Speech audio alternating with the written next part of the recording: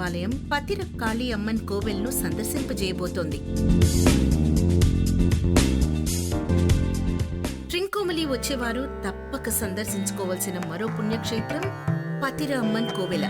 దీన్నే భద్రకాళి కోవెలగా కూడా పిలుస్తారు.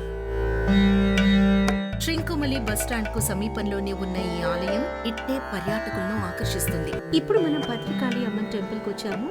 దీన్నే కాళీ కోవెల అని కూడా అంటారు. దీన్ని ద్రవిడియన్ ఆర్కిటెక్చర్ లో కట్టారు.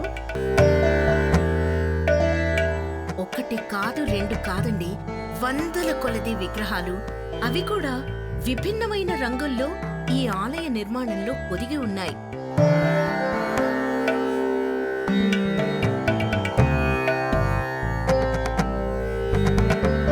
ఆలయం ప్రాచీనమైనదైనా దీని శోభ ఏమాత్రం కోల్పోలేదు.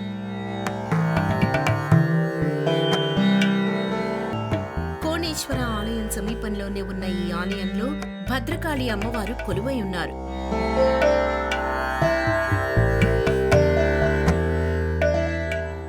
திருவண்ணாமலை மாவட்டத்தில் பத்திரகாளி அம்பாள் தேவஸ்தானத்தினுடைய ஆதீன கர்த்தாவும் பிரதம குருவுமாகிய வேதாகம மாமணி సువర్ణ రవిచంద్ర కురుపలాగియ ఎక్కడెక్కడి నుండో మొక్కులు తీర్చుకోవడానికి వచ్చిన భక్తులు అమ్మవారి ముందు పసిపిల్లలను ఉంచి ఆశీస్సులు అర్థిస్తారు.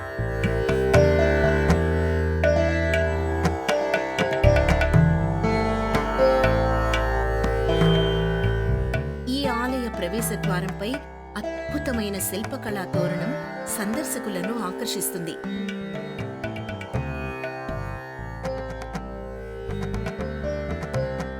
ఆలయంలోకి ప్రవేశించగానే పై భాగంలో మలచిన విభిన్నమైన విగ్రహాలు ఇట్టే మన దృష్టిని తమ వైపు తిప్పుకుంటాయి.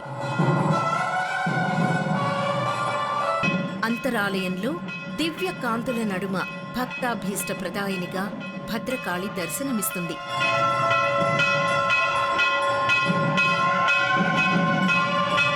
అనునిత్యం అమ్మవారికి సాంప్రదాయబద్ధంగా ఇచ్చే హారతి కన్నులారా దర్శించుకోవడం ఓ అదృష్టం.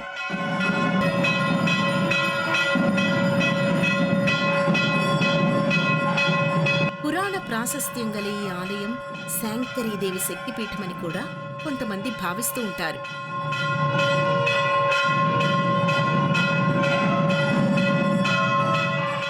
దేదీప్యమానమైన కాంతులు, మేళ తాళాల సమ్మేళనం ఆలయానికి మరింత శోభను చేకూరుస్తాయి.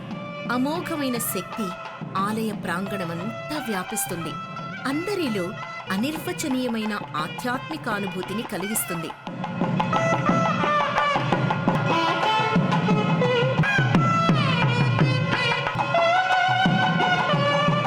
ముఖ్యంగా గర్భగుడిపైన ఉన్న అమ్మవారి భారీ విగ్రహం కరుణాతరంగయ్యై భక్తులను ఆశీర్వదిస్తున్నట్లుంటుంది.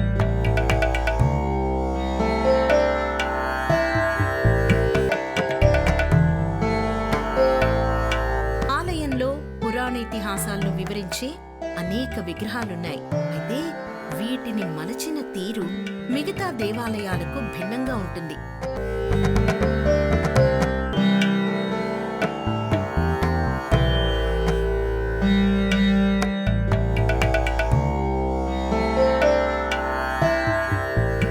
భద్రకాళి మూల విరాట్ ఆహార్యం కూడా ప్రత్యేకంగానే ఉంటుంది.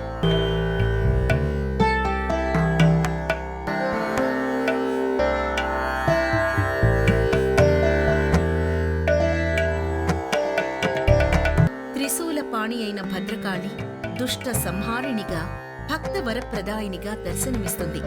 గర్భాలయం ముందు ఆమె వాహనమైన సింహం కొలువై ఉంటుంది. ఏటా సాంప్రదాయబద్ధంగా జరిగే రథోత్సవం, తెప్పోత్సవాలకు పెద్ద సంఖ్యలో భక్తులు వస్తూ ఉంటారు. ఈ టెంపుల్ మొత్తం ద్రవిడియన్ ఆర్కిటెక్చరే. దీన్ని పాండ్య చోళ రాజులు నిర్మించారన్నమాట. ఈ టెంపుల్ కి ముందు చూసిన కోణేశ్వరం టెంపుల్ కి ఒక సేమ్ రిచువల్ ఉంది. ఈ రెండు గుళ్ళ రిచువల్ కి ఒకే ఫంక్షన్ ఉంటుంది. సో ఇందాక మనం చూసినట్టు ధ్వజస్తంభాన్ని కవర్ చేసి ఉంచారు కదా, ఇక్కడ కూడా అలాగే కవర్ చేసి ఉంచుతారు.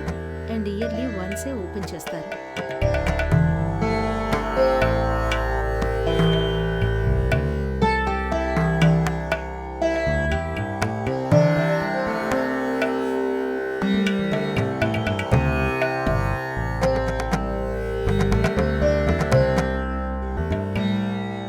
అలానే ధ్వజస్తంభంపై పతాకావిష్కరణ సమయంలో మాత్రమే ధ్వజస్తంభానికి చుట్టి ఉంచిన తెరను తొలగించడం ఇక్కడ ఆనవాయితీ.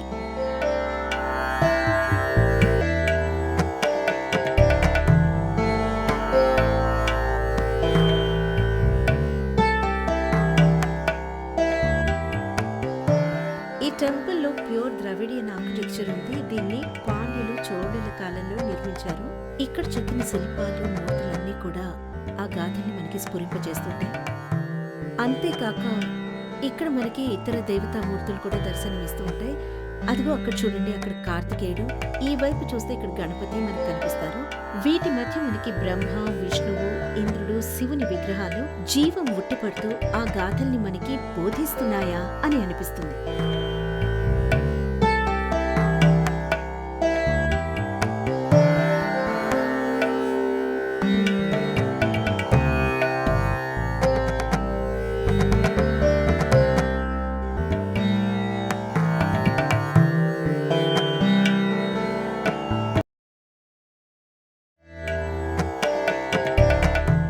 దేశ విదేశ పర్యాటక ప్రాంతాల విశేషాలు మీకందిస్తూ 15 సంవత్సరాలుగా మీ ఆదరాభిమానాలు పొందుతున్న విహారీ ద ట్రావెలర్ టీవీ వీడియోలు ఇప్పుడు యూట్యూబ్లో చూడండి, సబ్స్క్రైబ్ చేయండి.